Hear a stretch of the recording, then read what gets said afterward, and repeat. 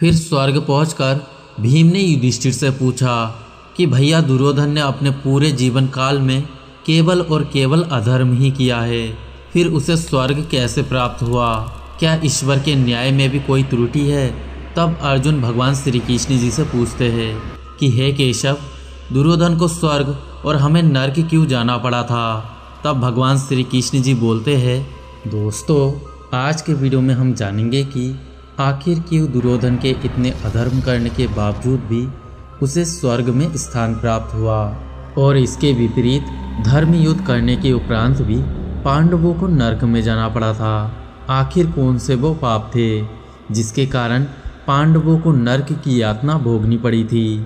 आज के वीडियो में हम इसी रहस्य का खुलासा करने वाले हैं कि आखिर दुर्योधन को स्वर्ग में देख युधिष्ठिर और अर्जुन ने भगवान श्री कृष्ण जी से क्या पूछा, और इस विषय में भगवान श्री कृष्ण जी ने अर्जुन को जो बताया उसे जानकर आपके होश उड़ जाएंगे।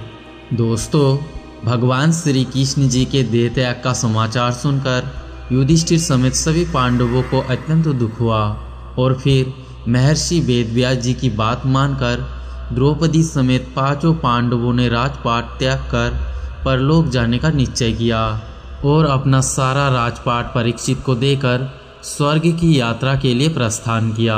और स्वर्ग की यात्रा करते हुए युधिष्ठिर को छोड़कर द्रौपदी समेत सभी पांडवों की मृत्यु हो जाती है, और केवल युधिष्ठिर ही अपने एकमात्र साथी कुकुर के साथ स्वर्ग जा सके थे। कहा जाता है युधिष्ठिर के साथ कुकुर के रूप में स्वयं यमराज थे। स्वर्ग पहुंचकर युधिष्ठिर ने देखा कि वहां पर दुर्योधन एक दिव्य सिंहासन पर विराजमान है और वहां पर पांडवों में से कोई भी नहीं है। यह देखकर युधिष्ठिर ने देवताओं से कहा, मेरे सब भाई और द्रौपदी जिस लोक में है मैं भी उसी लोक में जाना चाहता हूँ। यह सुनकर एक देवदूत युधिष्ठिर को लेकर एक ऐसे मार्ग पर चल पड़ते हैं जो अत्यधिक दुर्गम था। उस मार्ग में घोर अंधकार था, उसके चारों ओर से दुर्गंध आ रही थी, चारों ओर रोने और चीखने की आवाज़ें आ रही थी। यह सब देखकर युधिष्ठिर ने देवदूत से कहा, मुझे यहाँ से वापस ले चलो। और जब युधिष्ठिर नर्क से वापस लौटने लगे तो फिर उन्हें दुखी आत्माओं की रोने की आवाज़ें सुनाई दी। वे सब कह रहे थे कि आप यहाँ से मत जाइए, आपके रहने से हमारा कष्ट दूर हो रहा है। यह सुनकर युधिष्ठिर ने उन सब का परिचय पूछा तो उन्होंने भीम, अर्जुन, नकुल, सहदेव व द्रौपदी के रूप में अपना अपना परिचय दिया। यह सब सुनकर युधिष्ठिर ने उस देवदूत से कहा, तुम पुनः देवताओं के पास लौट जाओ। यदि मेरे रहने से मेरे भाइयों को सुख मिलता है तो मैं इसी दुर्गम स्थान पर ही रहूँगा। फिर वहाँ पर धर्मराज समेत सभी देवता आ गए। देवताओं के आते ही वहाँ पर सुगंधित वायु चलने लगी, मार्ग सभी प्रकाशित हो गए। तब देवराज इंद्र ने युधिष्ठिर को बताया कि तुम सभी पांडवों ने मिलकर अश्वत्थामा के मरने के बाद कहकर छल से द्रोणाचार्य को उनके पुत्र के मृत्यु का विश्वास दिलाया था।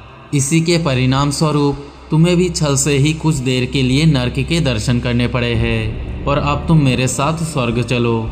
वहाँ पर तुम्हारे भ्राता कर्ण और अन्य वीर पहले ही पहुँच गए हैं। फिर स्वर्ग पहुँचकर भीम ने युधिष्ठिर से पूछा कि भैया दुर्योधन ने अपने पूरे जीवन काल में केवल और केवल अधर्म ही किया है, फिर उसे स्वर्ग कैसे प्राप्त हुआ?